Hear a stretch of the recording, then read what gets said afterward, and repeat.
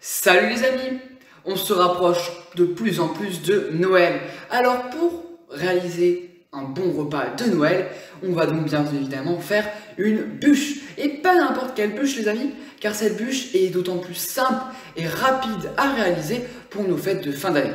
Vous allez voir, c'est une bûche glacée qui tourne autour du chocolat et de l'orange. C'est un combo exceptionnel, vous allez voir, c'est un vrai délice. J'en suis sûr que ça va vous plaire. Elle comporte seulement 4 préparations. 2 préparations de glace pour une bûche glacée, bien évidemment. Il faudra tout de même, attention, une sorbetière pour avoir le rendu idéal. Sinon, votre glace cristallisera au congélateur. Ensuite, nous aurons un biscuit macaron. Ça apportera un côté croustillant et vraiment délicieux. Et par-dessus, nous mettrons un glaçage au chocolat, un glaçage qu'on pourra modeler selon notre envie.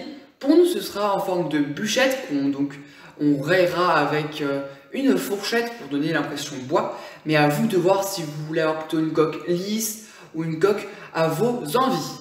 Alors sans plus tarder, voici la recette.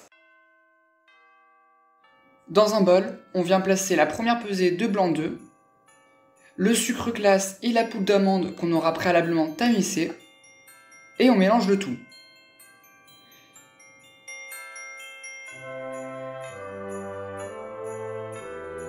Quand on a une pâte grossière, on peut alors dans un second bol verser la deuxième pesée de blanc d'œuf, la première pesée de sucre, et battre le tout au fouet jusqu'à avoir une meringue qui tienne au fouet, comme ici.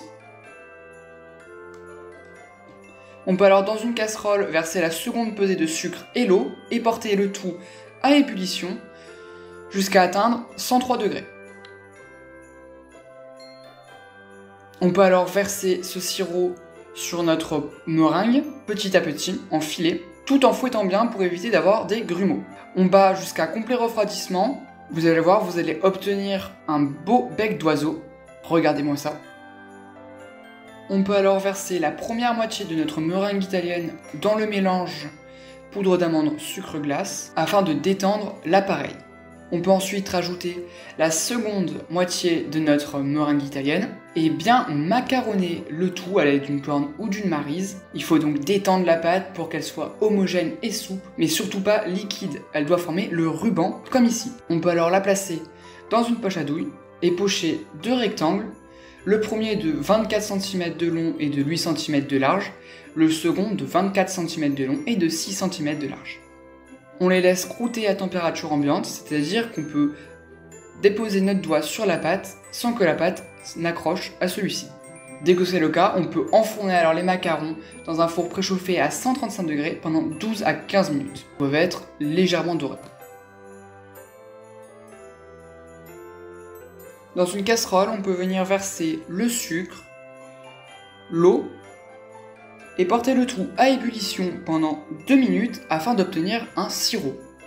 On laisse refroidir totalement avant de rajouter nos zestes et le jus d'orange et on laisse bien refroidir l'appareil avant de le verser dans notre sorbetière et la faire turbiner durant 30 minutes. Vous pouvez très bien conserver les zestes dans votre glace. Une fois ce délai passé, on peut tout de suite le mettre dans notre moule.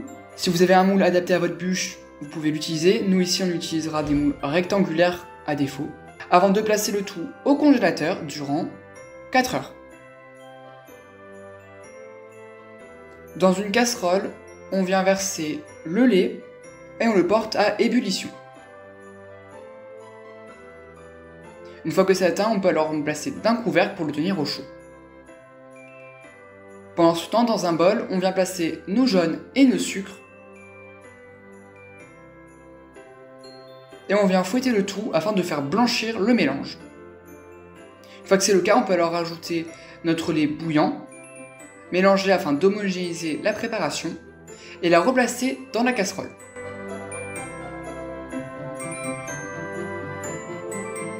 On va en faire une crème anglaise, c'est-à-dire qu'on vient la porter à 83 degrés jusqu'à ce qu'elle nappe la cuillère.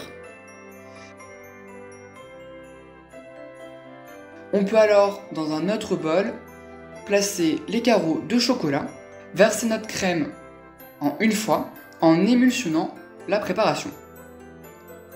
Ceci permet d'incorporer donc le chocolat à notre crème anglaise pour avoir une préparation bien lisse.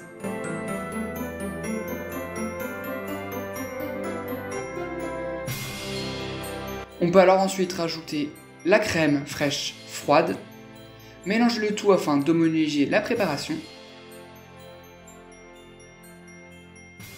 Et une fois que celle-ci est bien froide, on peut alors la placer dans notre glacière. Une fois que la glace est prise, on peut alors verser notre glace au chocolat dans notre moule à bûche, y mettre les inserts de glace à l'orange, les recouvrir de la glace au chocolat, y placer notre petit biscuit, celui de 24 par 6 cm, puis le grand biscuit, celui de 24 par 8 cm. On recouvre le tout alors de la glace au chocolat et on place au congélateur durant une nuit. Enfin, pour le glaçage, on vient faire fondre notre chocolat au bain-marie ou au micro-ondes. On peut alors rajouter l'huile et bien mélanger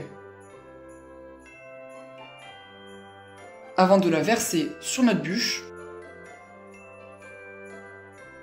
de l'étaler rapidement à la maryse. Vous allez voir, le chocolat va très rapidement se durcir. Et si vous souhaitez faire comme moi, vous pouvez, une fois le chocolat bien dur, racler à l'aide d'une fourchette pour faire un motif bois. Et c'est déjà prêt!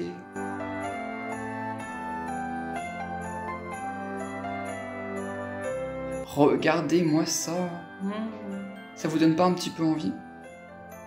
Vous allez en tout cas épater votre famille et vos invités pour ce réveillon.